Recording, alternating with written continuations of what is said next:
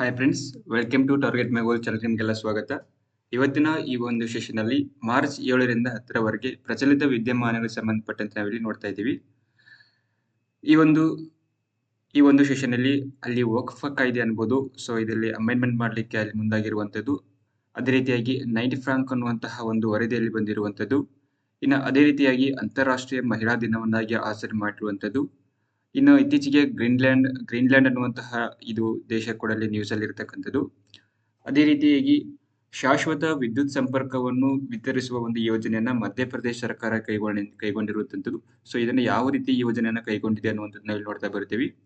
ಅದೇ ರೀತಿಯಾಗಿ ಏಷ್ಯನ್ ಮಹಿಳೆಯರ ಕಬಡ್ಡಿಯಲ್ಲಿ ಅಲ್ಲಿ ಗೆದ್ದಿರುವಂಥದ್ದು. ಇನ್ನು ಅದೇ ರೀತಿಯಾಗಿ ಇನ್ನು ಮುಂತಾದ ಹಲವಾರು ವಿಷಯಗಳನ್ನ ಇಲ್ಲಿ ಅಧ್ಯಯನ ಮಾಡ್ತಾ ಬರ್ತೀವಿ. ಅದರಲ್ಲಿ ಮೊದಲನಾಗಿ ಅಂತ ಬಂದಾಗ ಕೇಂದ್ರ ಸರ್ಕಾರದ ನಡೆಗೆ ರಾಜ್ಯದ ತಕರಾರು ಅನ್ನುವಂಥದ್ದು, ಅಂದ್ರೆ ವಕ್ಫ್ ಮಸೂದೆಗೆ ಅಲ್ಲಿ ವಿರೋಧ ಇರುವಂತದ್ದು ಅನ್ನುವಂಥದ್ದು. ಸೊ ಇದಕ್ಕೆ ಸಂಬಂಧಪಟ್ಟಂತೆ ಏನೇ ಇರಲಿ, ಬಟ್ ನಮಗೆ ಏನು ವಿಷಯ ಬೇಕಾಗಿದೆ ಅನ್ನುವಂಥದ್ದು ಇಲ್ಲಿ ಬೇಕಾಗ್ತದೆ. ಹೌದಾ, ಇಲ್ಲಿ ವಕ್ಫ್ ಮಸೂದೆ ಅಂತ ಬಂದಾಗ, ಹೌದಾ, ವಕ್ಫ್ ಮಸೂದೆಗೆ ತಿದ್ದುಪಡಿ ತರಲು ಮುಂದಾಗಿರ್ತಕ್ಕಂಥ ಕೇಂದ್ರ ಬಿಜೆಪಿ ನೇತೃತ್ವದ ಸರ್ಕಾರಕ್ಕೆ ಸ್ವಲ್ಪ ಕಾಂಗ್ರೆಸ್ ನೇತೃತ್ವದ ಅಲ್ಲಿ ರಾಜ್ಯ ಸರ್ಕಾರಗಳಲ್ಲಿ ವಿರೋಧವನ್ನು ಮಾಡಿರುವಂತದ್ದು. ಹೌದಾ, ಏನಕ್ಕೆ ಇಲ್ಲಿ ವಿರೋಧ ಇರ್ತಕ್ಕಂಥದ್ದು ಅನ್ನುವಂಥದ್ದಲ್ಲಿ ನೋಡ್ತಾ ಬರ್ತೀವಿ. ಏಕಂತಂದ್ರೆ ವಕ್ಫ್ ಇದು ಕೇಂದ್ರ ಸರ್ಕಾರದ ವ್ಯಾಪ್ತಿಗೆ ಮಾತ್ರ ಒಳಪಡುವ ವಿಷಯವಾಗಿಲ್ಲ. ಹೌದಾ, ಇದು ಒಂದು ಸಮವರ್ತ ಪಟ್ಟಿಯಲ್ಲಿ ಬರ್ತದೆ ಅಂತ ಹೇಳ್ತಾರೆ. ಸಮವರ್ತ ಪಟ್ಟಿಯಲ್ಲಿ ಬರುವಂತದ್ದು. ಸೊ ಹಂಗಾಗಿ ಇಲ್ಲಿ ಕೇಂದ್ರ ಸರ್ಕಾರ ಮಾತ್ರ ಇಲ್ಲಿ ನಿರ್ಧಾರ ಕೈಗೊಳ್ಳಕ್ ಬರಂಗಿಲ್ಲ ಅಂತ ಹೇಳ್ತಾರೆ. ಹೌದಾ, ಅದೇ ರೀತಿಯಾಗಿ ಉದ್ದೇಶಪೂರ್ವಕವಾಗಿ ಮಾಡತಕ್ಕಂತಹ ಈ ಒಂದು ತಿದ್ದುಪಡಿಯನ್ನು ಇದು ರಾಜ್ಯ ಸರ್ಕಾರಗಳ ಅಧಿಕಾರವನ್ನು ಮೊಟಕುಗೊಳಿಸ್ತಾ ಇದೆ. ಅಂದ್ರೆ ರಾಜ್ಯ ಸರ್ಕಾರಗಳ ಅಧಿಕಾರ ಇಲ್ಲ, ಅದನ್ನ ಬಹಳ ಬಲಹೀನ ಮಾಡ್ತಾ ಇದೆ ಅನ್ನುವಂಥದ್ದಲ್ಲಿ ಅಲ್ಲಿ ದೂರುವಂಥದ್ದು. ಹೌದಾ, ಅದೇ ರೀತಿಯಾಗಿ ಇದು ಸಮಾನತೆಯ ತತ್ವಗಳಿಗೆ ವಿರುದ್ಧವಾಗಿದೆ. ಈ ತಿದ್ದುಪಡಿ ಏನ್ ಮಾಡ್ತಾ ಇದಾರಲ್ಲ, ಸೊ ಸಮಾನತೆಯ ತತ್ವಗಳಿಗೆ ವಿರುದ್ಧವಾಗಿದೆ ಅನ್ನುವಂಥದ್ದಲ್ಲಿ ಇರುವಂತದ್ದು. ಸೊ ಈ ರೀತಿಯಾಗಿ ನಾವಿಲ್ಲಿ ನೋಡ್ತಾ ಬರ್ತೀವಿ. ಹೌದಾ, ಈ ವಕ್ಫ್ ಅಂತ ಬಂದಾಗ ಇದನ್ನ ಏನ್ ಮಾಡ್ತಾರೆ ಅಂತಂದ್ರೆ ಸಂಸತ್ತಿನ ಜಂಟಿ ಸಮಿತಿಯ, ಹೌದಾ, ಜಾಯಿಂಟ್ ಪಾರ್ಲಿಮೆಂಟರಿ ಕಮಿಷನ್ ಅಂತ ಕರೀತಾರಲ್ಲ, ಕಮಿಟಿ ಅಂತ ಕರೀತಾರಲ್ಲ. ಸೊ ಈ ಒಂದು ಜಂಟಿ ಸಮಿತಿಯ ಮೂಲಕವಾಗಿ, ಹೌದಾ, ಇದನ್ನ ತಿದ್ದುಪಡಿ ಮಾಡ್ಲಿಕ್ಕಂತೆ ಅಲ್ಲಿ ಈಗಾಗಲೇ ಲೋಕಸಭೆಯಲ್ಲಿ ಮಂಡಿಸಿರುವಂತದ್ದು. ಹೌದಾ, ವಕ್ಫ್ ತಿದ್ದುಪಡಿ ಅಂತ ಬಂದಾಗ ಈ ಮಸೂದೆಯನ್ನ ಹಿಂಪಡೆಯುವಂತೆ ಕೇಂದ್ರ ಸರ್ಕಾರವನ್ನ ಒತ್ತಾಯಿಸಿ ಕೇರಳ ಮತ್ತು ಪಶ್ಚಿಮ ಬಂಗಾಳ ರಾಜ್ಯ ಸರ್ಕಾರಗಳು ಈಗಾಗಲೇ ನಿರ್ಣಯವನ್ನು ಅಂಗೀಕರಿಸಿದ್ದಾವೆ. ಹೌದಾ, ಅದೇ ರೀತಿಯಾಗಿ ನಮ್ಮ ಕರ್ನಾಟಕನು ಕೂಡ ಇದ್ರ ಬಗ್ಗೆ ಅಲ್ಲಿ ನಿರ್ಧಾರವನ್ನ ಕೈಗೊಳ್ಳಬಹುದು ಅನ್ನುವಂಥದ್ದು. ಹೌದಾ, 1995ರ ವಕ್ಫ್ ಕಾಯ್ದೆಗೆ 2013ರಲ್ಲಿ, ಹೌದಾ, ತಿದ್ದುಪಡಿಯನ್ನ ತಂದಿದ್ರು. ಸೊ ಅದೇ ರೀತಿಯಾಗಿ ಈ ತಿದ್ದುಪಡಿಯ ಪ್ರಕಾರ ಧಾರ್ಮಿಕ ಅಥವಾ ದತ್ತಿ ಉದ್ದೇಶಗಳಿಗಾಗಿ ಚರ ಆಸ್ತಿ ಅಥವಾ ಸ್ಥಿರಾಸ್ತಿ ಅಂತ ಬರ್ತೈತೆ. ಚರಾಸ್ತಿ ಮತ್ತು ಚಿರಾಸ್ತಿ ಅಂದ್ರೆ ಗೊತ್ತಿರ್ಬೇಕು, ಇದು ಎಕನಾಮಿಕ್ಸ್ ಅಲ್ಲಿ ಬರ್ತದೆ. ಚರಾಸ್ತಿ ಅಂದ್ರೆ ಏನು, ಸ್ಥಿರಾಸ್ತಿ ಅಂತಂದ್ರೆ ಏನು ಅಂತೇಳಿ. ಹೌದಾ, ಈ ಒಂದು ಚರಾಸ್ತಿ ಅಂದ್ರೆ ಇದು ಹಣ ಬರ್ತದೆ. ಹೌದಾ, ಹಣ ಅನ್ನೋದು ಇದು ಚರಾಸ್ತಿ. ಹೌದಾ, ಇಂದಿಲ್ ನಾಳೆ ಹೋಗ್ಬೋದು. ಬಟ್ ಸ್ಥಿರ ಅನ್ನುವಂಥದ್ದು ಬಂದಾಗ ಇದು ಏನಕತಿ, ಈಗ ನಿಮ್ದ ಜಮೀನ್ ಐತ್ಲಾ, ಇದು ಸ್ಥಿರಾಸ್ತಿ ಬರ್ತದೆ. ಇದ್ರ ಬೆಲೆ ಜಾಸ್ತಿ ಹಾಕೊಂತ ಹೋಗ್ತದೆ. ಹೌದಾ, ಚರಾಸ್ತಿ ಮತ್ತು ಸ್ಥಿರಾಸ್ತಿ ಅಂತ ಕರೀತಾರೆ. ಸೊ ಈ ರೀತಿಯಾಗಿ ಚರಾಸ್ತಿ ಮತ್ತು ಸ್ಥಿರಾಸ್ತಿ ವಸ್ತುಗಳ ಪಾಲಕರಾಗಿ ರಾಜ್ಯ ವಕ್ಫ್ ಮಂಡಳಿಗಳು ಕಾರ್ಯನಿರ್ವಹಿಸುತ್ತವೆ. ಆ ಒಂದು ಉದ್ದೇಶಕ್ಕಾಗಿ ಇದನ್ನ ತಿದ್ದುಪಡಿ ಮಾಡ್ಲಿಕ್ಕೆ ಬರೋದಿಲ್ಲ ಅನ್ನುವಂಥದ್ದು ಹೇಳ್ತಾರೆ. ಹೌದಾ, ಅಂದ್ರೆ ದತ್ತಿ ಸಂಸ್ಥೆಗಳು ಅಥವಾ ದತ್ತಿ ಮತ್ತು ಧಾರ್ಮಿಕ ಸಂಸ್ಥೆಗಳು ಅಂತ ಕರೀತಲ್ಲ. ಸೊ ಇವು ಸಮವರ್ತಿ ಪಟ್ಟಿಯಲ್ಲಿ ಬರ್ತವೆ. ಹೌದಾ, ಸಮವರ್ತಿ ಪಟ್ಟಿಯಲ್ಲಿ ಬರೋದ್ರಿಂದ ಕೇಂದ್ರ ಸರ್ಕಾರ ಅಷ್ಟು ಈಜಿಯಾಗಿ ತಿದ್ದುಪಡಿ ಮಾಡ್ಲಿಕ್ಕೆ ಬರಂಗಿಲ್ಲ. ಹೌದಾ, ಅದಕ್ಕೆ ಹೇಳ್ತಾರೆ ಅವರು, ಇಲ್ಲಿ ವಕ್ಫ್ ಅನ್ನುವಂಥದ್ದು ಒಂದು ವಿಶೇಷ ಪರಿಕಲ್ಪನೆಯಾಗಿರುವಂಥದ್ದು. ಹೌದಾ, ಕೇಂದ್ರ ಸರ್ಕಾರದ ವ್ಯಾಪ್ತಿಗೆ ಮಾತ್ರ ಒಳಪಡುವ ವಿಷಯವಲ್ಲ. ಸೊ ಹಿಂಗಾಗಿ ಕಾಯ್ದೆಗೆ ತಿದ್ದುಪಡಿ ತರುವ ಅಧಿಕಾರ ಕೇಂದ್ರ ಸರ್ಕಾರಕ್ಕೆ ಇಲ್ಲ ಅನ್ನುವಂಥದ್ದಲ್ಲಿ ವಿರೋಧ ಮಾಡಿರುವಂಥದ್ದು. ಹೌದಾ, ಅದಕ್ಕಾಗಿ ನಮ್ಮ ಕರ್ನಾಟಕ ರಾಜ್ಯವು ಕೂಡ ಹೇಳಿರುವಂಥದ್ದು, ರಾಜ್ಯ ಸರ್ಕಾರದ ಅಧಿಕಾರದ ವ್ಯಾಪ್ತಿಯನ್ನು ಇದು ಮೊಟಕುಗೊಳಿಸ್ತಾ ಇದೆ ಅನ್ನುವಂಥದ್ದು ಅಲ್ಲಿ ಪ್ರತಿಪಾದನೆ ಆಗಿರುವಂಥದ್ದು. ಅದಕ್ಕಾಗಿ ಸಂವಿಧಾನದ 26ನೇ ವಿಧಿಯು ವಕ್ಫ್ ದತ್ತಿಗಳು ಅಥವಾ ವಕ್ಫ್ ಸಂಸ್ಥೆಗಳ ಹಕ್ಕುಗಳನ್ನು ರಕ್ಷಿಸಲು ಮತ್ತು ಆಯಾ ಧಾರ್ಮಿಕ ಸಮುದಾಯಗಳಿಗೆ ಅದರ ಸ್ವಾತಂತ್ರ್ಯವನ್ನ ಖಚಿತಪಡಿಸಿಕೊಳ್ಳುವ ಹಕ್ಕನ್ನ ನೀಡಿರುವಂಥದ್ದು ಅಲ್ಲಿ ಹೇಳ್ತಾರೆ. ಅದು ಸಂವಿಧಾನದ 26ನೇ ಅಡಿಯಲ್ಲಿ. ಹೌದಾ, ಸೊ ಈ ರೀತಿಯಾಗಿ ಇಲ್ಲಿ ಸಂವಿಧಾನದ 26ರಿಂದ 28 ವಿಧಿಗಳು ನೀವು ಇಲ್ಲಿ ಪರ್ಫೆಕ್ಟ್ ಇರಬೇಕಾಗತ್ತೆ ಅದರಡಿಯಲ್ಲಿ. ಮತ್ತೆ ಈ ವಕ್ಫ್ ಅಂತ ಬಂದಾಗ ಇದನ್ನ 13ನೇ ಶತಮಾನದಲ್ಲಿ ಪರಿಚಯ ಮಾಡ್ತಾರೆ. ಮೊಘಲರ ಕಾಲದಲ್ಲಿ ಇದು ಅಲ್ಲಿ ಇಂಟ್ರೊಡ್ಯೂಸ್ ಮಾಡಿರುವಂತದ್ದು. ಹೌದಾ, ಅದಾದ ನಂತರ 19ನೇ ಶತಮಾನದಲ್ಲಿ ಕೂಡ ಇದನ್ನ ತಡಿಬೇಕು ಅನ್ನುವಂಥದ್ದಲ್ಲಿ ಮುಂದಾಗಿದ್ದು, ಬಟ್ ಅದು ಆಗಿರ್ಲಿಲ್ಲ. ಹೌದಾ, ಸೊ ಮುಂದೆ ಏನಾಗುತ್ತೆ ಅಂತ ನೆಕ್ಸ್ಟ್ ಇಶ್ಯೂ ಬಂದಾಗ ಇದ್ರ ಬಗ್ಗೆ ಚರ್ಚೆ ಮಾಡ್ತಾ ಹೋಗುವಂಥದ್ದು. ಇಲ್ಲಿ ನೆಕ್ಸ್ಟ್ ಕ್ವಶನ್ ನೋಡಿ, ಐಷಾರಾಮಿ ಮನೆಗಳನ್ನು ಹೊಂದಿರುವ ಜಾಗತಿಕ ಪಟ್ಟಿಯಲ್ಲಿ ಬೆಂಗಳೂರು ಎಷ್ಟನೇ ಸ್ಥಾನದಲ್ಲಿದೆ ಅನ್ನುವಂಥದ್ದಲ್ಲಿ ಅಲ್ಲಿ ಪ್ರಶ್ನೆ ಆಗಿರುವಂತದ್ದು. ಐಷಾರಾಮಿ ಮನೆಗಳನ್ನು ಹೊಂದಿರತಕ್ಕಂಥ ಒಂದು ಜಾಗತಿಕ ಪಟ್ಟಿಯಲ್ಲಿ ಇತ್ತೀಚೆಗೆ ಒಂದು ವರದಿನೂ ಅಲ್ಲಿ ರಿಪೋರ್ಟ್ ಅನ್ನ ಬಿಡ್ತಕ್ಕಂಥದ್ದು. ಈ ಒಂದು ಪಟ್ಟಿಯಲ್ಲಿ ನಮ್ಮ ಬೆಂಗಳೂರು ಎಷ್ಟನೇ ಸ್ಥಾನದಲ್ಲಿದೆ ಅಂತ ಪ್ರಶ್ನೆ ಇದೆ. Option A 18, option B 40, option C 50, option D 8 ಅಂತಿದೆ.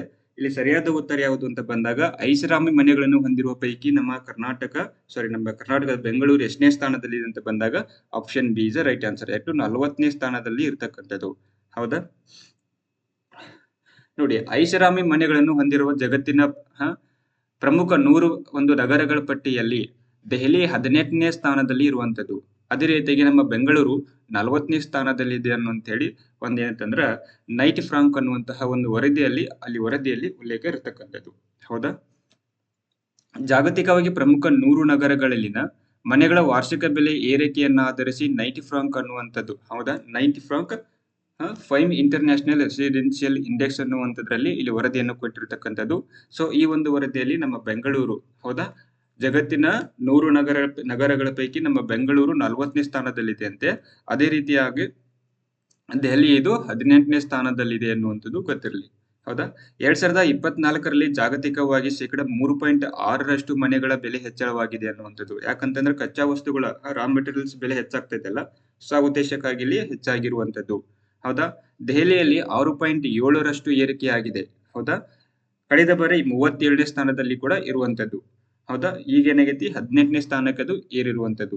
ಅದೇ ರೀತಿಯಾಗಿ ಬೆಂಗಳೂರು 59ನೇ ಸ್ಥಾನದಿಂದ 40ನೇ ಸ್ಥಾನಕ್ಕೆ ಅದು ಅಲ್ಲಿ ಮುಂದೆ ಹೋಗಿರುವಂತದ್ದು.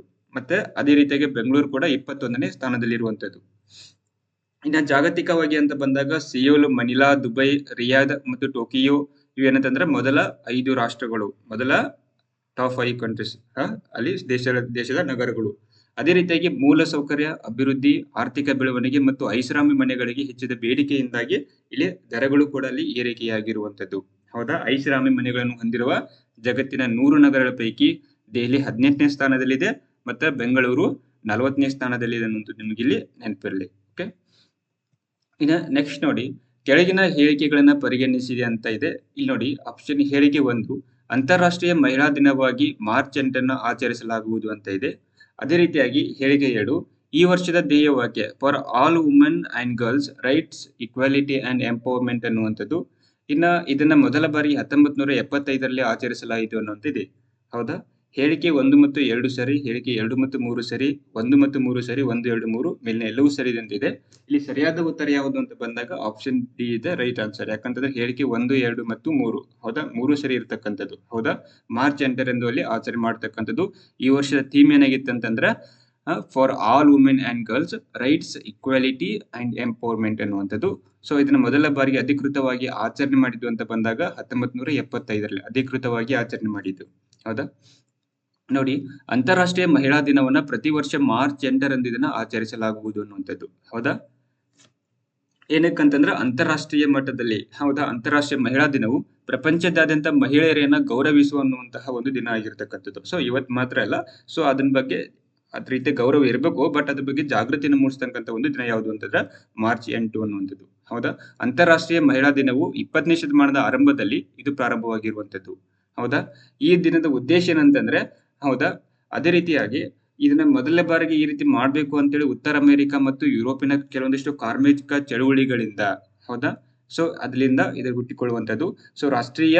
ಮೊದಲ ಬಾರಿಗೆ ರಾಷ್ಟ್ರೀಯ ಮಹಿಳಾ ದಿನವನ್ನ ಫೆಬ್ರವರಿ 28, 1909ರಲ್ಲಿ, ಹೌದಾ, ಅಮೆರಿಕ ಸಂಯುಕ್ತ ಸಂಸ್ಥಾನದಲ್ಲಿ ಆಚರಣೆ ಮಾಡಿದ್ರು. ಮೊದಲ ಬಾರಿಗೆ ಯಾವಾಗ? 1909 ಫೆಬ್ರವರಿ 28ರಂದು ಮಾಡಿದ್ರು. ಎಲ್ಲಿ? ಅಮೆರಿಕಾದಲ್ಲಿ. ಅದಾದ ನಂತರ 1910ರಲ್ಲಿ ಕೋಪನ್ ಹ್ಯಾಗನ್ ನಲ್ಲಿ ನಡೆದ ಅಂತಾರಾಷ್ಟ್ರೀಯ ಮಹಿಳಾ ಸಮ್ಮೇಳನದಲ್ಲಿ ಅಲ್ಲಿ ಅಂತಾರಾಷ್ಟ್ರೀಯ ಮಹಿಳಾ ದಿನವನ್ನ ಅಲ್ಲಿ ಪ್ರಸ್ತಾಪವನ್ನು ಕೂಡ ಇರ್ತಕ್ಕಂಥದ್ದು. ಆ ಒಂದು ಪರಿಕಲ್ಪನೆಯನ್ನ ಅನುಮೋದನೆ ಮಾಡಿಕೊಂಡು 1911ರಲ್ಲಿ ಕೆಲವೊಂದಿಷ್ಟು ಯುರೋಪಿಯನ್ ದೇಶಗಳು ಆಚರಣೆ ಮಾಡಿದ್ವು. ಅದಾದ ನಂತರ ವಿಶ್ವ ಮಟ್ಟದಲ್ಲಿ ವಿಶ್ವಸಂಸ್ಥೆಯು ಕೂಡ 1975ರಲ್ಲಿ, ಈ ಇಸ್ವಿಯಲ್ಲಿ ಬಹಳ ಇಂಪಾರ್ಟೆಂಟ್ ಆಗ್ತದೆ. ಯಾಕಂತಂದ್ರೆ ವಿಶ್ವಸಂಸ್ಥೆ ಇದನ್ನ ಆಚರಣೆ ಮಾಡತಕ್ಕಂಥದ್ದು. ಹೌದಾ? ವಿಶ್ವಸಂಸ್ಥೆಯು 1975ರಲ್ಲಿ ಮಹಿಳಾ ದಿನವನ್ನು ಅಧಿಕೃತವಾಗಿ ಆಚರಿಸಲು ಪ್ರಾರಂಭಿಸಿದೆ. ಹಿನ್ನೆಲೆ ಏನೇ ಇರಲಿ, ಬಟ್ ಇಲ್ಲಿ ನಿಮ್ಗೆ ನೆನಪಿರ್ಲಿ, ಯಾವಾಗಿಂದ ಆಚರಣೆ ಮಾಡಕತ್ರ ಅಂತಂದ್ರೆ 1975ರಿಂದ. ಹೌದಾ? ವಿಶ್ವಸಂಸ್ಥೆಯು ಕೂಡ ಇದನ್ನ ಆಚರಣೆ ಮಾಡತಕ್ಕಂಥದ್ದು, ಅಧಿಕೃತವಾಗಿ ಇದನ್ನ ಆಚರಿಸಲು ಪ್ರಾರಂಭಿಸಲಾಯಿತು ಅನ್ನುವಂಥದ್ದು. ಹೌದಾ? ಅದೇ ರೀತಿಯಾಗಿ ವಿಶ್ವಸಂಸ್ಥೆಯು 1975ರಲ್ಲಿ ಮಹಿಳಾ ದಿನವನ್ನು ಅಧಿಕೃತವಾಗಿ ಆಚರಿಸಲು ಆರಂಭಿಸಿದ್ದು 2 ವರ್ಷಗಳ ನಂತರ ಆಮೇಲೆ 1977ರಲ್ಲಿ ವಿಶ್ವಸಂಸ್ಥೆಯ ಸಾಮಾನ್ಯ ಸಭೆಯು ಕೂಡ ಮಾರ್ಚ್ 8ನ್ನ ಮಹಿಳಾ ಹಕ್ಕುಗಳು ಮತ್ತು ವಿಶ್ವಶಾಂತಿಗಾಗಿ ವಿಶ್ವಸಂಸ್ಥೆಯ ದಿನವೆಂದು ಅಲ್ಲಿ ಘೋಷಣೆ ಮಾಡತಕ್ಕಂಥದ್ದು. ಹೌದಾ? ಸೊ ಈ ನಿಟ್ಟಿನಲ್ಲಿ ಅಂತಾರಾಷ್ಟ್ರೀಯ ಮಹಿಳಾ ದಿನವನ್ನ ಮಾರ್ಚ್ 8ನೇ ಅಧಿಕೃತವಾಗಿ ಘೋಷಣೆ ಮಾಡತಕ್ಕಂಥದ್ದು. ಸೊ ಈ ಒಂದು ದಿನದ ಉದ್ದೇಶ ಏನಂತಂದ್ರ ಮಹಿಳಾ ಸಬಲೀಕರಣ, ಹೌದಾ, ಮತ್ತೆ ಸ್ವತಂತ್ರ ನಿರ್ಧಾರ ತೆಗೆದುಕೊಳ್ಳುವಿಕೆಯನ್ನ ಉತ್ತೇಜಿಸುವಂತಹ ಒಂದು ವಾತಾವರಣ ಬೆಳೆಸಬೇಕಾಗತ್ತಲ್ಲ. ಸೊ ಆ ಒಂದು ನಿಟ್ಟಿನಲ್ಲಿ ಒಂದು ರಾಜಕೀಯ ಕ್ಷೇತ್ರಕ್ಕೆ ಕೂಡ ಅವರನ್ನ ಅಲ್ಲಿ ಅವಕಾಶವನ್ನು ಮಾಡಿಕೊಡಬೇಕು. ವ್ಯವಹಾರಗಳಲ್ಲಿ ಮಹಿಳೆಯರಿಗೆ ನ್ಯಾಯಯುತ ಪ್ರಾಬಲ್ಯವನ್ನು ಒದಗಿಸಬೇಕು ಅನ್ನುವಂಥ ಉದ್ದೇಶ ಇಟ್ಟುಕೊಂಡು ಇದನ್ನ ಆಚರಣೆ ಮಾಡ್ತಕ್ಕಂಥದ್ದು. ಸೊ ಈ ವರ್ಷದ ಥೀಮ್ ಏನಾಗಿತ್ತು ಅಂತಂದ್ರೆ for all women and girls rights, equality and empowerment ಅನ್ನುವಂಥದ್ದು. ಓಕೆ, ಸೊ ಇದಿಷ್ಟು ನಿಮಗೆ ಇಲ್ಲಿ ಗೊತ್ತಿರಲಿ. ಮಾರ್ಚ್ ವಿಶ್ವ ಅಂತಾರಾಷ್ಟ್ರೀಯ ಮಹಿಳಾ ದಿನಾಚರಣೆ ಅಂತ ಬಂದಾಗ ಮಾರ್ಚ್ 8ರಂದು ಆಚರಣೆ ಮಾಡತಕ್ಕಂಥದ್ದು. ಈ ವರ್ಷದ ಥೀಮ್ ಇಲ್ಲಿ ನೆನಪಿರಲಿ. ಹೌದಾ? ನೆಕ್ಸ್ಟ್ ನೋಡಿ, ಮಹಿಳಾ ಉದ್ಯಮಿಗಳಿಗೆ ಅನುಕೂಲವಾಗುವಂತೆ ಅಸ್ಮಿತಾ ಅನ್ನುವಂತಹ ಯೋಜನೆಯನ್ನ ಜಾರಿಗೊಳಿಸಿದ್ರು ಯಾರು ಅಂತ ಪ್ರಶ್ನೆ ಆಗಿದೆ. ಅಸ್ಮಿತಾ ಅನ್ನುವಂತಹ ಯೋಜನೆಯನ್ನ ಯಾರಿಗೆ ಜಾರಿಗೆ ತಂದ್ರು ಅನ್ನುವಂಥದ್ದು. ಯಾರು? RBI ಅನ್ನುವಂಥ ತಂದಿದೆ, SBI, ICICI ಮತ್ತು ಬ್ಯಾಂಕ್ ಆಫ್ ಇಂಡಿಯಾ ಅನ್ನುವಂಥದ್ದು.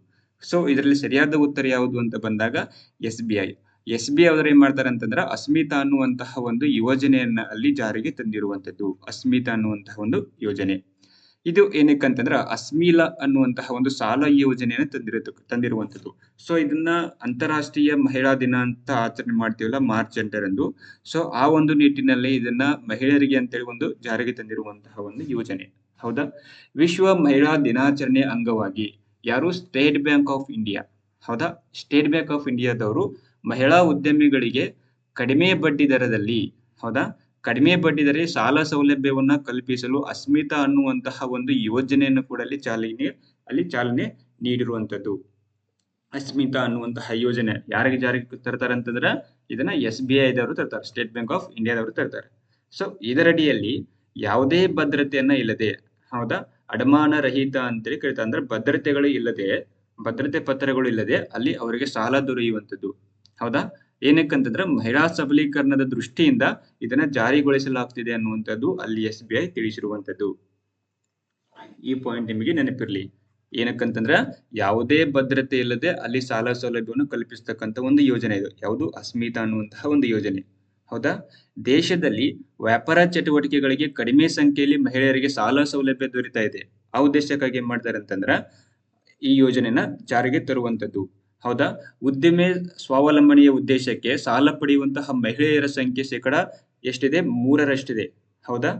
ಅದೇ ರೀತಿಯಾಗಿ ಶೇಕಡ 42ರಷ್ಟು ಮಹಿಳೆಯರು ಏನ್ ಮಾಡ್ತಾ ಇದಾರೆ ಅಂತಂದ್ರೆ ವೈಯಕ್ತಿಕ ಸಾಲ ಮತ್ತು ಗೃಹೋಪಯೋಗಿ ವಸ್ತುಗಳ ಖರೀದಿಗೆ ಸಾಲವನ್ನು ಪಡಿತಾರೆ. 42% ಏನ್ ಮಾಡ್ತಾರೆ ಅಂತಂದ್ರ ಅಲ್ಲಿ ವೈಯಕ್ತಿಕವಾಗಿ ಸಾಲ ಮಾಡ್ಕೊಳ್ತಾರೆ ತಮ್ಮ ಸ್ವಂತಕ್ಕೆ. ಅದೇ ರೀತಿಯಾಗಿ ಗೃಹೋಪಯೋಗಿ, ಹೌದಾ, ಗೃಹೋಪಯೋಗ. ಸೊ ಈ ಉದ್ದೇಶಕ್ಕಾಗಿ ಏನ್ ಮಾಡಿದ ಸಾಲವನ್ನ ಅಲ್ಲಿ ಪಡಿತಕ್ಕಂಥದ್ದು.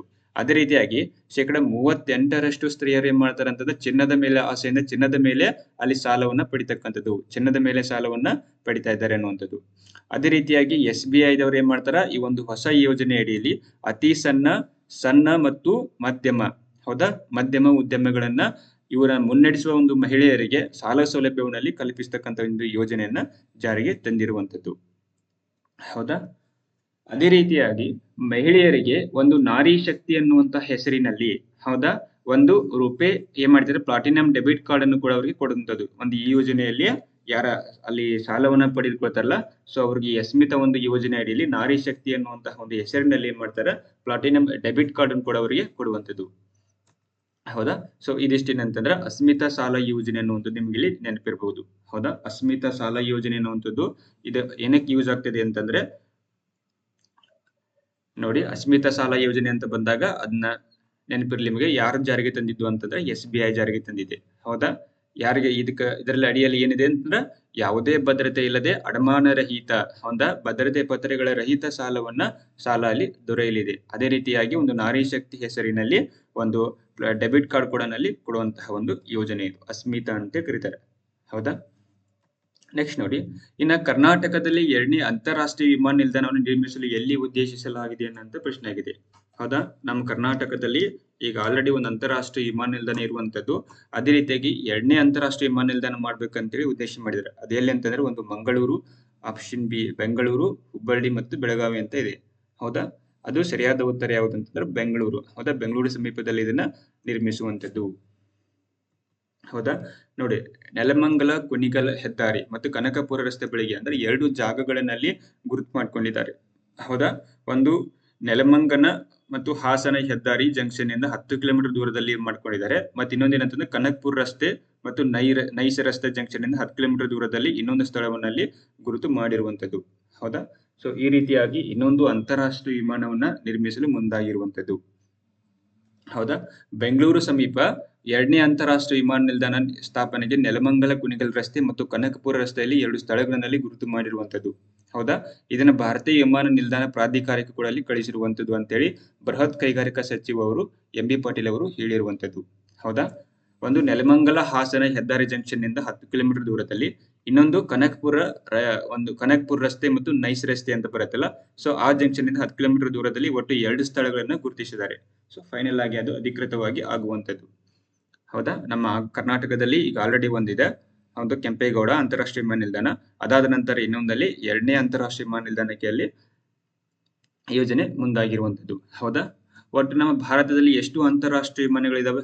ಇಂಟರ್ನ್ಯಾಷನಲ್ ಏರ್ಪೋರ್ಟ್ಸ್ ನಮ್ಮ ಇಂಡಿಯಾದಲ್ಲಿ ಎಷ್ಟಿದಾವೆ ಅಂತ ಬಂದಾಗ ಎಷ್ಟಿದೆ? 34 ಇಂಟರ್ನ್ಯಾಷನಲ್ ಏರ್ಪೋರ್ಟ್ಸ್ ಅಲ್ಲಿ ಇರ್ತಕ್ಕಂಥದ್ದು. ಹೌದಾ? ಅವುಗಳೊಂದು ಪಟ್ಟಿ ಒಂದ್ಸಲ ನೋಡೋದಾದ್ರೆ,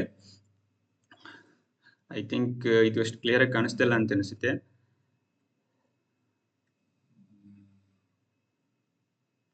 ನೋಡಿ, ಒಂದು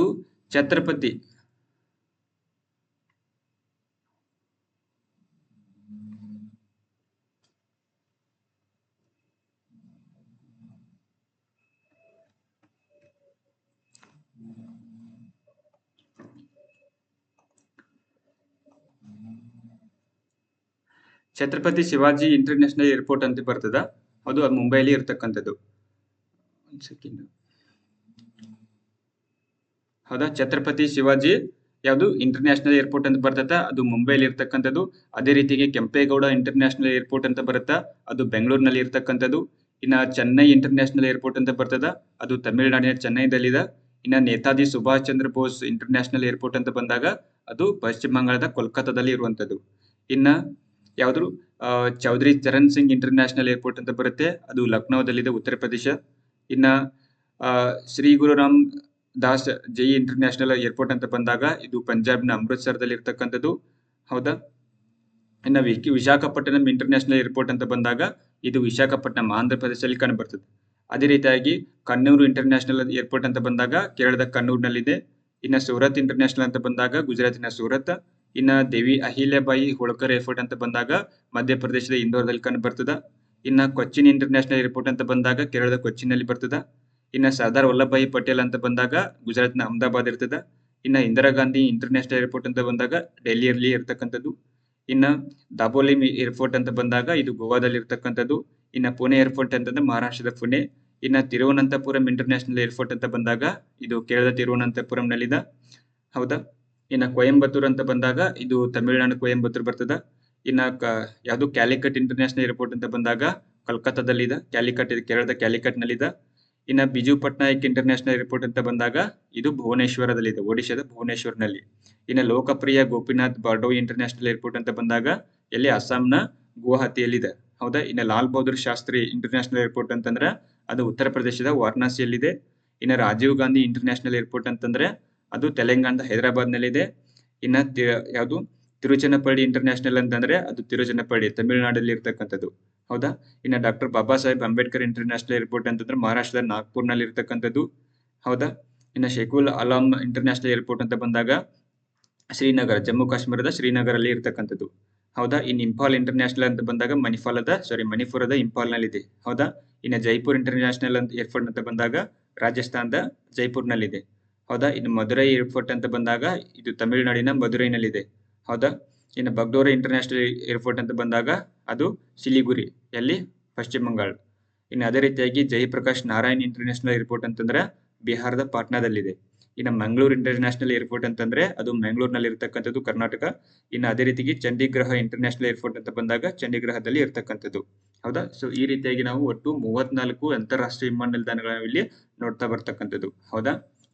ಒಟ್ಟು 34 ಅಂತಾರಾಷ್ಟ್ರೀಯ ವಿಮಾನಗಳು ಅಂತ ಇರ್ತವೆ. ಹೌದಾ? ನಮ್ಮ ಕರ್ನಾಟಕದಲ್ಲಿ ಈಗಾಗಲೇ ಕೆಂಪೇಗೌಡ ಇಂಟರ್ನ್ಯಾಷನಲ್ ಏರ್ಪೋರ್ಟ್ ಒಂದಿದೆ.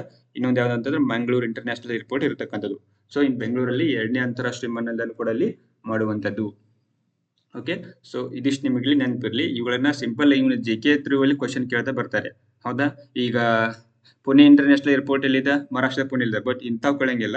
ಸೊ ಅಲ್ಲಿ ಅವುಗಳ ನಾಮಧೇಯವನ್ನ ಮರುನಾಮಕರಣ ಮಾಡಿರ್ತಾರಲ್ಲ, ಸೊ ಅವನ್ ಕೇಳ್ತಾರೆ. ಈಗ ಉದಾಹರಣೆಗೆ ನೋಡಿ, ಬಿಜು ಪಟ್ನಾಯಕ್ ಇಂಟರ್ನ್ಯಾಷನಲ್ ಏರ್ಪೋರ್ಟ್ ಎಲ್ಲಿ ಯಾವ ಸ್ಟೇಟ್ ಅಲ್ಲಿ ಇದೆ ಅಂತಂದ್ರೆ ನಿಮ್ಗೆ ಹೇಳಕ್ ಬರಂಗಿಲ್ಲ. ಸೊ ಒಂದ್ಸಲ ನೋಡ್ಕೊಂಡ್ಬಿಡ್ರಿ, ಒಡಿಶಾದ ಭುವನೇಶ್ವರದಲ್ಲಿದೆ ಅಂತೇಳಿ. ಸೊ ಪುಣೆ ಏರ್ಪೋರ್ಟ್ ಅಂತಂದ್ರೆ ನಿಮ್ಗೆ ಗೊತ್ತಾಗ್ಬಿಡ್ತದೆ.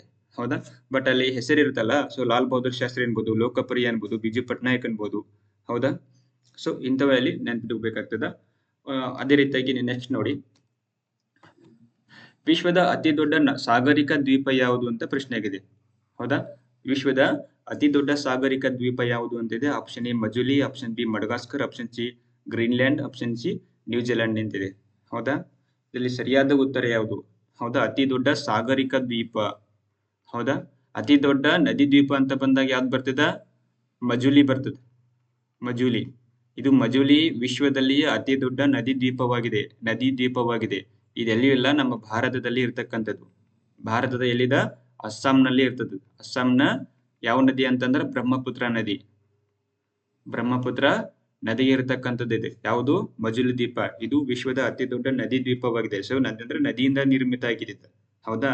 ಅದೇ ರೀತಿಯಾಗಿ ಸಾಗರದಲ್ಲಿ ನಿರ್ಮಾಣ ಆಗಿರ್ತಕ್ಕಂಥ ಅತಿ ದೊಡ್ಡ ಸಾಗರಿಕ ದ್ವೀಪ ಯಾವುದು ಅಂತಂದ್ರೆ ಆಪ್ಷನ್ ಸಿ ಯಾವುದು? ಗ್ರೀನ್ಲ್ಯಾಂಡ್ ದೇಶ ಅನ್ನುವಂಥದ್ದು. ಹೌದಾ? ಗ್ರೀನ್ಲ್ಯಾಂಡ್ ಅಂತಕ್ಕಂಥದ್ದು ಅತಿ ದೊಡ್ಡ ಸಾಗರಿಕ ದ್ವೀಪವಾಗಿರುವಂಥದ್ದು. ಹೌದಾ? ಏನಕ್ಕೆ ನ್ಯೂಸ್ ಅಲ್ಲಿ ಇತ್ತು ಅಂತ ಬಂದಾಗ, ಇದು ಈಗ ಆಲ್ರೆಡಿ ಅದನ್ನ ಅಮೆರಿಕದವರು ಅದನ್ನ ಕೊಂಡ್ಕೊಳ್ತೀವಿ ಅಂತ ಹೇಳಿದ್ರಲ್ಲ. ಸೊ ಅದಕ್ಕೆ ಪ್ರತ್ಯುತ್ತರವಾಗಿ ಅವ್ರು ಏನ್ ಹೇಳಿದಂತಂದ್ರೆ ಇದು ಯಾವ್ದು ಮಾರಾಟಕ್ಕಿಲ್ಲ ಅನ್ನುವಂಥದ್ದಲ್ಲಿ ಹೇಳಿದ್ರು. ಸೊ ಆ ಒಂದು ಉದ್ದೇಶಕ್ಕಾಗಿ ಇದು ನ್ಯೂಸ್ ಅಲ್ಲಿ ಇರ್ತಕ್ಕಂಥದ್ದು. ಹೌದಾ? ಬಟ್ ಅದೆಲ್ಲ ನಮಗ್ ಬೇಡ. ಬಟ್ ಗ್ರೀನ್ಲ್ಯಾಂಡ್ ಅಲ್ಲಿ ನ್ಯೂಸ್ ಅಲ್ಲಿ ಐತೆ ಅಂತಂದ್ರೆ ಅದ್ರ ಬಗ್ಗೆ ಅಲ್ಲಿ ಜಿಯೋಗ್ರಫಿಕಲ್ ಏನಾದ್ರು ಪ್ರಶ್ನೆಯನ್ನ ಕೇಳಬಹುದು. ಹೌದಾ? ಗ್ರೀನ್ಲ್ಯಾಂಡ್ ಇದರ ರಾಜಧಾನಿ ಯಾವುದು ಅಂತಂದ್ರೆ ನುಕ್ ಅನ್ನುವಂಥದ್ದು ಅತಿ ದೊಡ್ಡ ನಗರ ಮತ್ತು ಅದರ ರಾಜಧಾನಿ ಕೂಡ ಆಗಿರುವಂಥದ್ದು. ಹೌದಾ? ಈ ಗ್ರೀನ್ಲ್ಯಾಂಡ್ ಅನ್ನುವಂಥದ್ದು ಡೆನ್ಮಾರ್ಕ್ ಸಾಮ್ರಾಜ್ಯದಲ್ಲಿ ಒಂದು ಸ್ವಾಯತ್ತ ಅಂದ್ರೆ ಡೆನ್ಮಾರ್ಕ್ ಅಧೀನದಲ್ಲಿ ಬರ್ತಕ್ಕಂಥದ್ದು. ಸೊ ಇದು ಜಿಯೋಗ್ರಫಿಕಲಿ ನೋಡಿ, ಜಿಯೋಗ್ರಫಿಕಲಿ ಅಂತ ಬಂದಾಗ ಇದು ಅಮೆರಿಕ. ಹೌದಾ? ನಾರ್ತ್ ಅಮೆರಿಕಾ ಕಾಂಟಿನೆಂಟ್ ಅಲ್ಲಿ ಬರ್ತದೆ.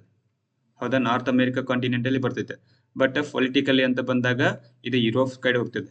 ಹೌದಾ? ಯುರೋಪ್ ಕಡೆ ಇರತಕ್ಕಂಥದ್ದು ರಾಜಕೀಯವಾಗಿ. ಹೌದಾ? ಸೊ ಆ ಒಂದು ಉದ್ದೇಶಕ್ಕಾಗಿ ನೆನಪಿರ್ಲಿ, ಗ್ರೀನ್ಲ್ಯಾಂಡ್ ಅನ್ನುವಂಥದ್ದು ಡೆನ್ಮಾರ್ಕ್ ದೇಶದ ಅಧೀನದಲ್ಲಿ ಇರತಕ್ಕಂಥದ್ದು. ಹೌದಾ? ಅದೇ ರೀತಿಯಾಗಿ ಗ್ರೀನ್ಲ್ಯಾಂಡ್ ಇದು ಕೆನಡಿಯನ್ ಆರ್ಕ್ಟಿಕ್ ದ್ವೀಪ ಸಮೂಹದ ಪೂರ್ವಕ್ಕೆ ಅಂದ್ರೆ ಆರ್ಕ್ಟಿಕ್ ಪೂರ್ತಿ ನಾರ್ತ್ ಅಲ್ಲಿ ಬರ್ತಕ್ಕಂಥದ್ದು. ನಾರ್ದನ್ ಹೆಮಿಸ್ಫಿಯರ್ ಅಲ್ಲಿ ಕಂಡು ಬರ್ತಕ್ಕಂಥದ್ದು. ಹೌದಾ? ಅಟ್ಲಾಂಟಿಕ್ ಸಾಗರ ನಡುವೆ ಇದು ಇರ್ತಕ್ಕಂಥದ್ದು. ವಿಶ್ವದ ಅತಿ ದೊಡ್ಡ ದ್ವೀಪ ಇದು. ಹೌದಾ? ವಿಶ್ವದ ಅತಿ ದೊಡ್ಡ ದ್ವೀಪವಾಗಿದೆ. ಮತ್ತೆ ವಿಶ್ವದ ಉತ್ತರ ತುದಿಯಲ್ಲಿರ್ತಕ್ಕಂತಹ ಭೂಬಿಂದುವಿನ ಸ್ಥಳವಾಗಿದೆ. ಹೌದಾ? ವಿಶ್ವದ ಅತಿ ಉತ್ತರ ಸ್ಥಳ ಅಂತಂದ್ರ ಇಲ್ಲಿ ನೋಡಿ. ಹೌದಾ? ಇದು ನಾರ್ತ್, ಇಲ್ಲಿ ಇದು ನಾರ್ತ್ ಇದೆ. ಹೌದಾ? ಉತ್ತರ ಧ್ರುವದಲ್ಲಿ ಕಂಡು ಬರ್ತದೆ. ಹೌದಾ? ಇದು 90 ಡಿಗ್ರಿ, ಇದು 90 ಡಿಗ್ರಿ ನಾರ್ತ್. ಹೌದಾ? ಇದು ನಾರ್ದನ್ ಹೆಮಿಸ್ಫಿಯರ್ ಅಲ್ಲಿ ಕಂಡು ಬರ್ತಕ್ಕಂಥ ಒಂದು ದೇಶ ಯಾವುದು ಅಂತಂದ್ರೆ ಅದು ಗ್ರೀನ್ಲ್ಯಾಂಡ್ ಅಂತೇಳಿ ಕರೀತೇವೆ ನಾವು. ಹೌದಾ? ವಿಶ್ವದ ಉತ್ತರದ ತುದಿಯಲ್ಲಿ ಇರತಕ್ಕಂತಹ ಭೂಬಿಂದುವಿನ ಸ್ಥಳವಾಗಿರ್ತಕ್ಕಂಥದ್ದು. ಹೌದಾ? ಅದರ ಆಚೆಗೆ ಯಾವ್ದು ಅಂತಂದ್ರೆ ಕಾಪೆಕ್ಲಾಬಿನ್ ದ್ವೀಪ ಅಂತ ಬರ್ತದೆ. ಸೊ ಇದರಡಿಯಲ್ಲಿ ಇರ್ತಕ್ಕಂಥದ್ದು ಇದು. ಹೌದಾ? ಅದು ಉತ್ತರದಲ್ಲಿ ಇರತಕ್ಕಂತಹ ನಿರ್ವಿವಾದ ಒಂದು ಭೂ ಪ್ರದೇಶವಾಗಿದೆ. ಅದು ಕೊನೆ ಇರ್ತದಲ್ಲಿ. ಹೌದಾ? ಗ್ರೀನ್ಲ್ಯಾಂಡ್ ನ ಹೆಚ್ಚಿನ ನಿವಾಸಿಗಳು ಯಾರ್ತಾರೋ ಇನ್ಯೂಟ್ ಜನಾಂಗದವರು ಕಂಡು ಬರ್ತಾರೆ.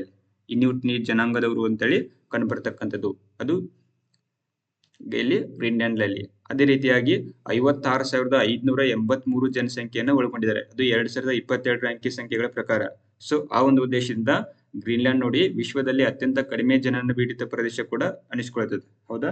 ಸೊ ಗ್ರೀನ್ಲ್ಯಾಂಡ್ ಅಂತ ಬಂದಾಗ ನಿಮ್ ನೆನಪಿರ್ಲಿ. ಹೌದಾ? ರಾಜಧಾನಿ ಯಾವ್ದು ಬರ್ತದ? ನುಕ್ ಅನ್ನುವಂಥದ್ದು.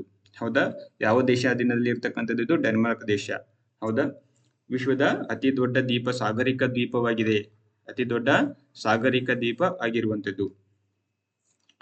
ಇನ್ನು ನೆಕ್ಸ್ಟ್ ನೋಡಿ, ಶಾಶ್ವತ ವಿದ್ಯುತ್ ಸಂಪರ್ಕವಿಲ್ಲದ ರೈತರಿಗೆ ₹5 ಹೌದಾ? ಜಸ್ಟ್ 5 rupees ಅಲ್ಲಿ ಆ ಒಂದು ವಿದ್ಯುತ್ ಅನ್ನ ಒದಗಿಸಲಾಗುವುದು ಅಂತೇಳಿ ಯಾವ ರಾಜ್ಯ ಸರ್ಕಾರ ಘೋಷಿಸಿದೆ ಅಂತ ಪ್ರಶ್ನೆ ಆಗಿದೆ. ಹೌದಾ? ಆಪ್ಷನ್ ಎ ಮಹಾರಾಷ್ಟ್ರ, ಮಧ್ಯಪ್ರದೇಶ, ಪಂಜಾಬ್ ಮತ್ತು ಕರ್ನಾಟಕ ಅಂತ ಇದೆ. ಇಲ್ಲಿ ಸರಿಯಾದ ಉತ್ತರ ಯಾವುದು ಅಂತ ಬಂದಾಗ ಮಧ್ಯಪ್ರದೇಶ ಸರ್ಕಾರ ಇದನ್ನು ಘೋಷಿಸಿರುವಂತದ್ದು. ಶಾಶ್ವತ ವಿದ್ಯುತ್ ಸಂಪರ್ಕವಿಲ್ಲದ ರೈತರಿಗೆ ₹5 ವಿದ್ಯುತ್ತನ್ನು ಒದಗಿಸಲಾಗುವುದು ಅಂತೇಳಿ ಯಾವ ಸರ್ಕಾರ ಘೋಷಿಸಿದಂತೆ ಪ್ರಶ್ನೆ ಆದರೆ ಆಪ್ಷನ್ ಬಿ ಮಧ್ಯಪ್ರದೇಶ ಸರ್ಕಾರ ಅದನ್ನು ಘೋಷಿಸಿರುವಂತದ್ದು. ನೋಡಿ, farmers to get permanent power connection for ಎಷ್ಟು ಜಸ್ಟ್ ₹5 ಅಂತೇಳಿ. ಹೌದಾ, ₹5 ಅಲ್ಲಿ ಅವ್ರಿಗೆ ವಿದ್ಯುತ್ತನ್ನು ಒದಗಿಸಲಾಗುವುದು ಅಂತೇಳಿ ಯಾರು ಮೋಹನ್ ಯಾದವ್ ಅವರು ಹೇಳಿರ್ತಕ್ಕಂಥದ್ದು, CM. ಹೌದಾ, ಯಾವುದು ಮಧ್ಯಪ್ರದೇಶ ಸರ್ಕಾರ ಘೋಷಿಸಿರುವಂತದ್ದು, ಮಧ್ಯಪ್ರದೇಶ ಸರ್ಕಾರ. ಹೌದಾ, farmers will be given permanent power connection for just ಎಷ್ಟು ₹5 ಅಲ್ಲಿ ಅನ್ನುವಂಥದ್ದು. ಹೌದಾ, ನೋಡಿ, ರೈತರಿಗೆ ₹5 ಶಾಶ್ವತ ವಿದ್ಯುತ್ ಸಂಪರ್ಕ ನೀಡುವುದಾಗಿ ಮಧ್ಯಪ್ರದೇಶ ಅಲ್ಲಿ ಮುಖ್ಯಮಂತ್ರಿ ಅವರು ಯಾರು ಮೋಹನ್ ಯಾದವ್ ಅವರು ಘೋಷಿಸಿರುವಂತದ್ದು. ಹೌದಾ, ಶಾಶ್ವತ ವಿದ್ಯುತ್ ಸಂಪರ್ಕವಿಲ್ಲದ ರೈತರಿಗೆ ಎಷ್ಟು ಕೇವಲ ₹5 ಸೌಲಭ್ಯವನ್ನು ಒದಗಿಸಲಾಗುವುದು ಅಂತೇಳಿ ಹೇಳಿದ್ದಾರೆ. ಹೌದಾ, ನಾವು ರೈತರಿಗೆ ಒಳ್ಳೆಯದನ್ನು ಮಾಡಲು ಮತ್ತು ಅವರ ಜೀವನವನ್ನು ಉತ್ತಮಪಡಿಸಲು ಬಯಸ್ತಾ ಇದ್ದೀವಿ ಅಂತೇಳಿ ಇಲ್ಲಿ ಹೇಳಿರುವಂತದ್ದು. ಅದೇ ರೀತಿಯಾಗಿ ರೈತರಿಗೆ ನೀರಾವರಿ ಕೆಲಸಗಳಿಗೆ ಒಂದು ಸೌರ ಪಂಪ್ಗಳನ್ನು, ಸೋಲಾರ್ ಪಂಪ್ ಸೆಟ್ಗಳನ್ನು ಕೊಡುವುದು. ಹೌದಾ, ಸೋಲಾರ್ ಪಂಪ್ ಸೆಟ್ಗಳನ್ನು ನೀಡುವುದರ ಮೂಲಕವಾಗಿ ವಿದ್ಯುತ್ ಸಂಬಂಧಿತ ತೊಂದರೆಗಳನ್ನು ಕೂಡ ನಾವು ನಿವಾರಿಸತಕ್ಕಂಥ ಒಂದು ಯೋಜನೆಯನ್ನ ಕೈಗೊಂಡಿದ್ದೇವೆ ಅಂತ ಹೇಳ್ತಾರೆ.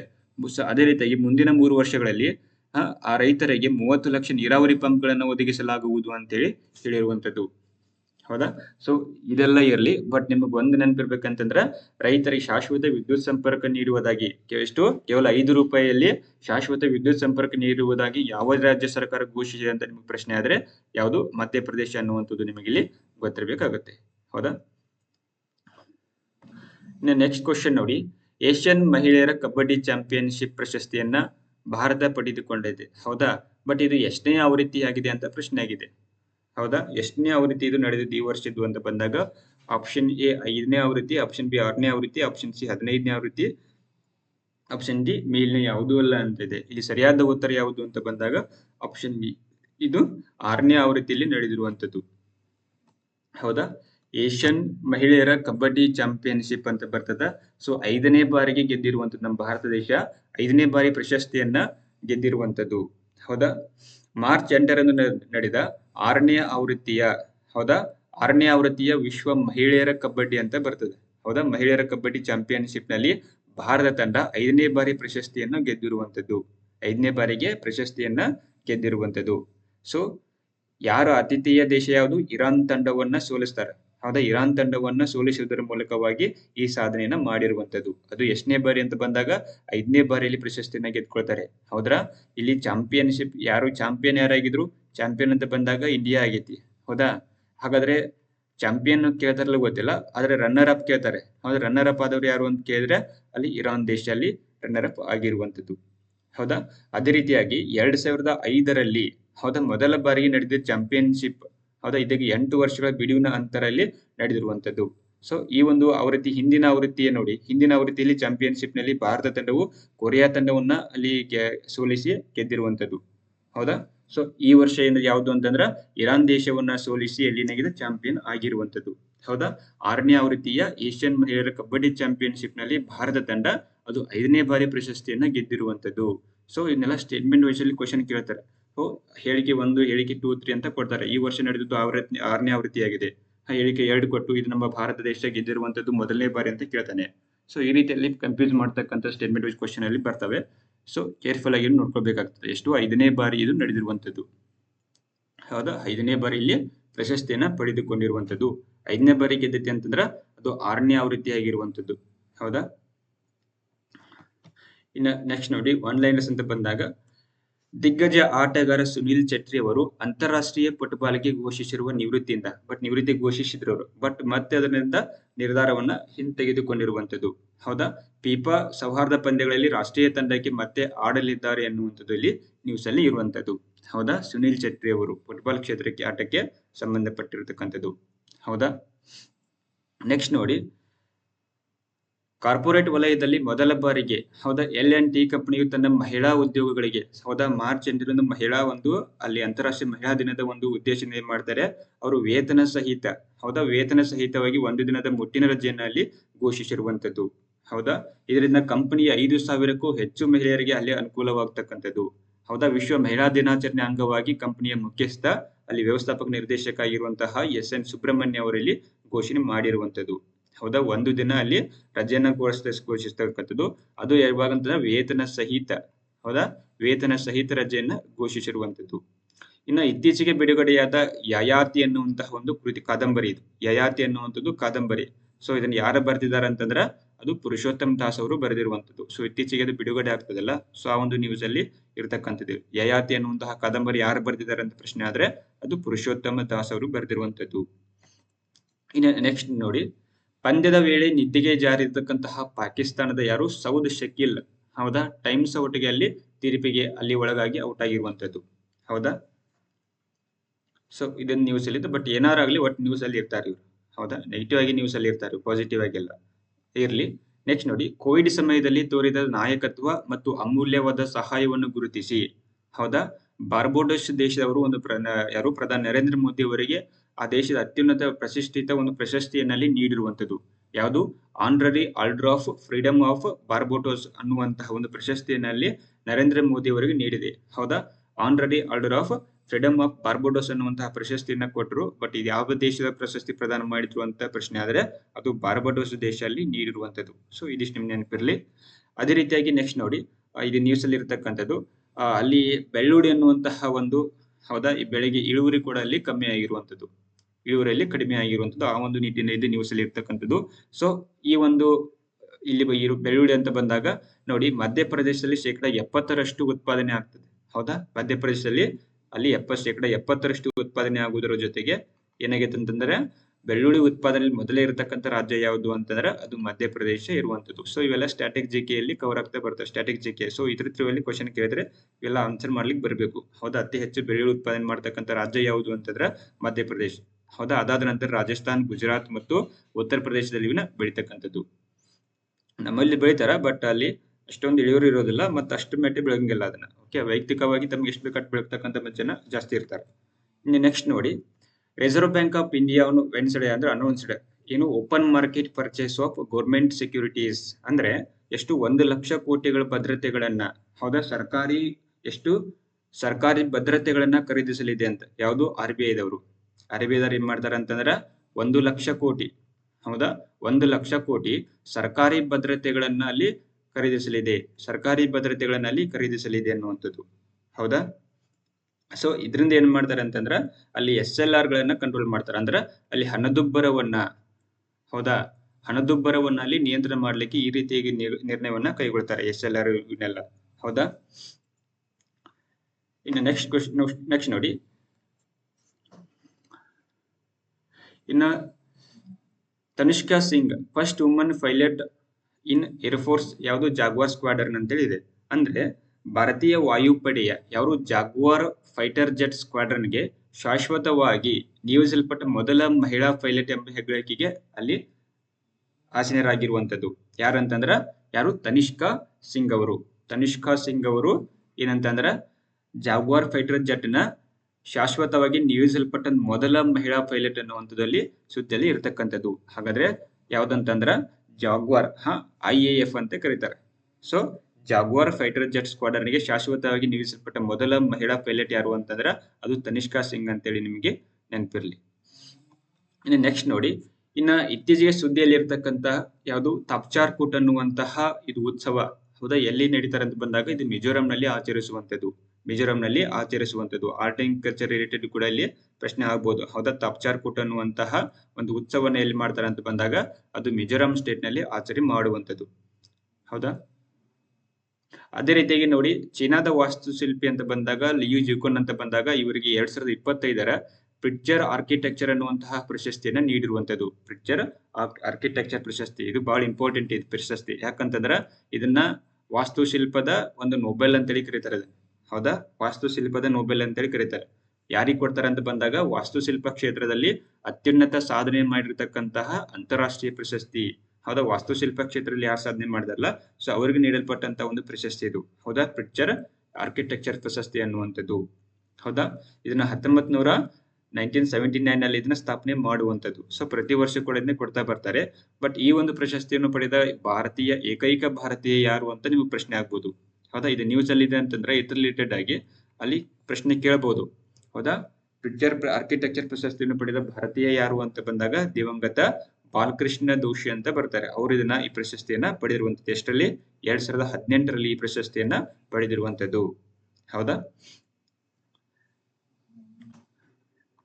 ನೆಕ್ಸ್ಟ್ ನೋಡಿ, ಗಿರಿಜಾ ಲೋಕೇಶ್ ಮತ್ತೆ ಗಾಯತ್ರಿಗೆ ರಾಜಲಕ್ಷ್ಮಿ ಬರಗೂರು ಪ್ರಶಸ್ತಿಯನ್ನ ಅಲ್ಲಿ ಪಡೆದಿರುವಂತದ್ದು. ಹೌದಾ? ನಾಡೋಜ ಡಾಕ್ಟರ್ ಬರಗೂರು ಪ್ರತಿಷ್ಠಾನವು 2024ನೇ ಸಾಲಿನ ಶ್ರೀಮತಿ ರಾಜಲಕ್ಷ್ಮಿ ಬರಗೂರು ಪ್ರಶಸ್ತಿಗೆ ಅಲ್ಲಿ ರಂಗಭೂಮಿ ಕಲಾವಿದೆ ಯಾರು? ಗಿರಿಜಾ ಲೋಕೇಶ್ ಮತ್ತು ಲೇಖಕಿ ಡಾಕ್ಟರ್ ಎನ್ ಗಾಯತ್ರಿ ಅವರನ್ನ ಆಯ್ಕೆ ಮಾಡಿರುವಂತದ್ದು. ಹೌದಾ? ಈ ಒಂದು ಪ್ರಶಸ್ತಿ ಪಡೆದವರಿಗೆ ಏನ್ ಮಾಡ್ತಾರೆ? 10,000 ರೂಪಾಯಿ ನಗದನ್ನು ಕೊಡ್ತಾರೆ ಮತ್ತು ಒಂದು ಪ್ರಶಸ್ತಿ ಫಲಕವನ್ನ ಒಳಗೊಂಡಿರುವಂತದ್ದು. ಹೌದಾ? ಯಾರನ್ನ ಆಯ್ಕೆ ಮಾಡಿದ್ರೆ ಅಂತ ಬಂದಾಗ ಅಲ್ಲಿ ಯಾರಂತಂದ್ರ ಗಿರಿಜಾ ಲೋಕೇಶ್ ಅವರು. ಸೊ ಗಿರಿಜಾ ಲೋಕೇಶ್ ಅವರು ರಂಗಭೂಮಿ ಕಲಾವಿದೆ.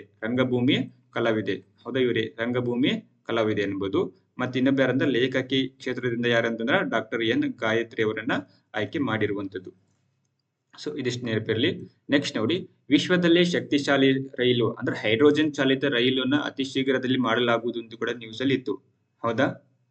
ನೋಡಿ, ಭಾರತ ಈ ವರ್ಷದ ಮೇ ತಿಂಗಳಲ್ಲಿ ತನ್ನ ಮೊದಲ ಹೈಡ್ರೋಜನ್ ಚಾಲಿತ ರೈಲನ್ನು ಆರಂಭಿಸಲು ಸಜ್ಜಾಗುತ್ತಿದೆ ಅಂತ ನ್ಯೂಸ್ ಅಲ್ಲಿ ಇತ್ತು. ಹೈಡ್ರೋಜನ್ ಅಂತ ಬಂದಾಗ ನಾವು ಕಳೆದ ಒಂದು ಪ್ರೀವಿಯಸ್ ವಿಡಿಯೋದನ್ನು ಯಾರು ನೋಡಿಲ್ಲ ಅವ್ರು ಒಂದ್ಸಲ ನೋಡ್ಕೊಳ್ಳಿ. ಯಾಕಂತಂದ್ರ ಟಾಟಾ ಕಂಪನಿಯವರು, ಹೌದಾ, ಟಾಟಾ ಕಂಪನಿಯವರು ಮೊದಲ ಬಾರಿಗೆ ಏನ್ ಮಾಡ್ತಾ ಇದಾರೆ ಅಂತಂದ್ರ ಹೈಡ್ರೋಜನ್ ಇಂಜಿನ್ ಇರತಕ್ಕಂತ ಬೃಹತ್ ಗಾತ್ರದ ಅಲ್ಲಿ ವಾಹನಗಳನ್ನು ಕೂಡ ಅಲ್ಲಿ ಚಾಲನೆಗೆ ಮಾಡಿದ್ರು ಅನ್ನುವಂಥದ್ದು. ಸೊ ಆ ಒಂದು ಟೈಮಲ್ಲಿ ಹೈಡ್ರೋಜನ್ ಅಂತ ಬಂದಾಗ ಸಂಪೂರ್ಣವಾಗಿ ಹೈಡ್ರೋಜನ್ ಬಗ್ಗೆ ನಾವಿಲ್ಲಿ ನೋಡಿರುವಂತದ್ದು.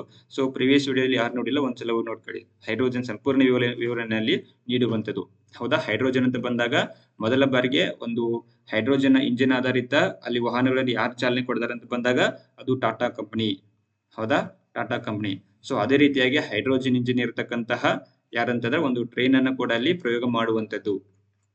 ಸೊ ಇದಿಷ್ಟು ನಿಮಗೆ ಇಲ್ಲಿ ನೆನಪಿರಲಿ. ಹೌದಾ? ಡೀಸೆಲ್ ಇಂಜಿನ್ಗೆ ಪರ್ಯಾಯವಾಗಿ ಇದನ್ನ ಹೈಡ್ರೋಜನ್ ಚಾಲಿತ ರೈಲಿನಲ್ಲಿ ಅತಿ ಶೀಘ್ರವಾಗಿ ಯಶಸ್ವಿ ಅಲ್ಲಿ ಕೈಗೊಳ್ಳುವಂತದ್ದು. ಹೌದಾ? ಇನ್ನು ನೆಕ್ಸ್ಟ್ ನೋಡಿ, ಇನ್ನ ವನ್ಯಧಾಮಕ್ಕೆ ನೂತನ ಅತಿಥಿ ಆಗಮನ ಅನ್ನುವಂಥದ್ದು ನ್ಯೂಸ್ ಇರುತ್ತೆ. ಅಂದ್ರೆ ರಣಹದ್ದು ವನ್ಯಜೀವಿ ಧಾಮ ಅಲ್ಲಿ ನ್ಯೂಸ್ ಅಲ್ಲಿ ಇರ್ತದೆ. ಹೌದಾ? ರಣಹದ್ದು ವನ್ಯಜೀವಿ ಧಾಮ ಯಾವ ಡಿಸ್ಟಿಕ್ ಅಲ್ಲಿ ಕಂಡು ಬರ್ತದ ಒಂದ್ಸಲ ಕಾಮೆಂಟ್ ಮಾಡಿ. ಓಕೆ ನೋಡಿ, ರಾಮದೇವರ ಬೆಟ್ಟ. ಹೌದಾ? ರಾಮದೇವರ ಬೆಟ್ಟ ರಣಹದ್ದು ವನ್ಯಜೀವಿ ಧಾಮ ಇದು ನ್ಯೂಸ್ ಅಲ್ಲಿ ಇರತಕ್ಕಂಥದ್ದು.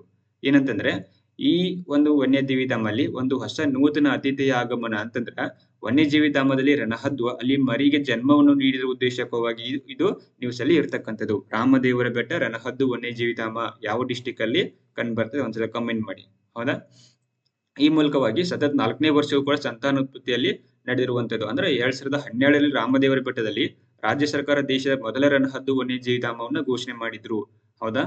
ನೆನಪಿರ್ಲಿ, 2012ರಲ್ಲಿ ಮೊದಲ ರಣಹದ್ದು ವನ್ಯಜೀವಿ ಧಾಮ ಅಂತೇಳಿ ಘೋಷಿಸ್ತಾರೆ. ಹೌದಾ? ನಮ್ಮ ಕರ್ನಾಟಕ ಸ್ಟೇಟ್. ಹೌದಾ? 2012ರಲ್ಲಿ ರಾಮದೇವರ ಬೆಟ್ಟದಲ್ಲಿ ರಾಜ್ಯ ಸರ್ಕಾರ ಏನ್ ಘೋಷಿಸ್ತದ? ಮೊದಲ ರಣಹದ್ದು ವನ್ಯಜೀವಿ ಧಾಮವನ್ನ ಘೋಷಿಸ್ತದೆ. ಹೌದಾ? ಅದೇ ರೀತಿಯಾಗಿ ಇಲ್ಲಿ ಈ ಒಂದು ತಾಣದಲ್ಲಿ ಅಂತ ಬಂದಾಗ ಇಲ್ಲಿ ವಿಶೇಷವಾಗಿ ನೋಡಿ, ಉದ್ದ ಕೊಕ್ಕಿನ ರಣಹದ್ದುಗಳು ಇಲ್ಲಿ ಕಂಡುಬರ್ತವೆ. ಉದ್ದ ಕೊಕ್ಕಿನ ರಣಹದ್ದುಗಳು ಇಲ್ಲಿ ಕಂಡುಬರುವಂತದ್ದು. ಅದೇ ರೀತಿಯಾಗಿ ಈಜಿಪ್ತಿಯನ್ ರಣಹದ್ದುಗಳು ಕೂಡ ಜಾಸ್ತಿ ಇಲ್ಲಿ ಕಂಡುಬರ್ತಾವೆ. ಈಜಿಪ್ತಿಯನ್ ರಣಹದ್ದುಗಳು ಅಂತದ್ದು. ಹೌದಾ?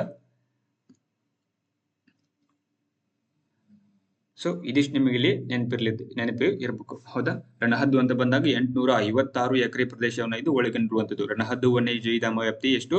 856 ಎಕರೆ ಪ್ರದೇಶದಲ್ಲಿ ಇದು ಇರತಕ್ಕಂಥದ್ದು. ಅದೇ ರೀತಿಯಾಗಿ ಬನ್ನೇರುಘಟ್ಟ ಸುತ್ತಮುತ್ತಲಿನ ಪ್ರದೇಶದಿಂದ ರಣಹದ್ದುಗಳು ಇಲ್ಲಿ ಬರ್ತಕ್ಕಂಥದ್ದು.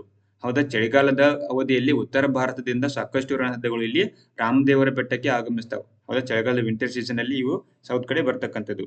ಹೌದಾ?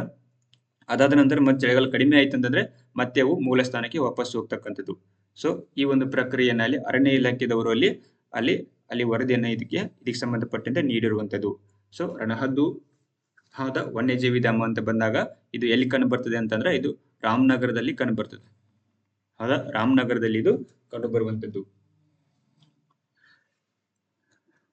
ಸೊ ಇದಿಷ್ಟು ಏನಂತಂದ್ರೆ ಮಾರ್ಚ್ 7 ಮತ್ತು 8ಕ್ಕೆ ಸಂಬಂಧಪಟ್ಟಿರ್ತಕ್ಕಂಥದ್ದು. ಸೊ ಮುಂದಿನ ವಿಡಿಯೋದಲ್ಲಿ ಮತ್ತೆ ಭೇಟಿಯಾಗೋಣ್ರಿ. ಸೊ ಹೌದಾ? ಸೊ ಇವತ್ತಿಗೆ ಇದಿಷ್ಟು ಸಾಕು ಅನ್ಸುತ್ತೆ. ಮಾರ್ಚ್ 10 ಇತ್ತು, ಬಟ್ ಇದನ್ನ ನೆಕ್ಸ್ಟ್ ವಿಡಿಯೋದಲ್ಲಿ ನೋಡ್ತಾ ಹೋಗೋಣ. ಹೌದಾ? ನೆಕ್ಸ್ಟ್ ಅಲ್ಲಿ ನಮ್ಮಲ್ಲಿ ಚಾಂಪಿಯನ್ ಆಗಿರುವಂತದ್ದು, ICC ಚಾಂಪಿಯನ್ ಟ್ರೋಫಿನ ಗೆದ್ದಿರುವಂತದ್ದು. ಸೊ ಅದಕ್ಕೆ ಸಂಬಂಧಪಟ್ಟಂತೆ ಮತ್ತೆ ಎಕನಾಮಿಕ್ಸ್ ಸರ್ವೆ ಸಂಬಂಧಪಟ್ಟಂತೆ ಅಲ್ಲಿ ಕ್ವಶನ್ಗಳು ಇರತಕ್ಕಂಥದ್ದು. ಹೌದಾ?